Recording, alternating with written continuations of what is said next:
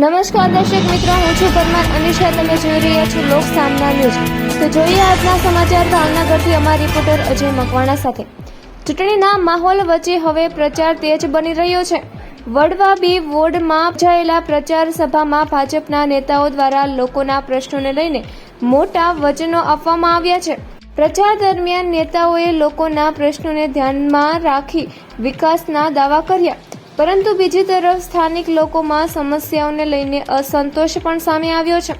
સ્થાનિક લોકો દ્વારા પાણી, રસ્તા અને મૂળભૂત સુવિધાઓ જેવી સમસ્યાઓ અંગે ઉગ્ર રજૂઆતો કરવામાં આવી, જેને કારણે પ્રચાર દરમિયાન કેટલીક જગ્યાએ નેતાઓની ટીકા અને નારાજગીનો સામનો પણ કરવો પડ્યો.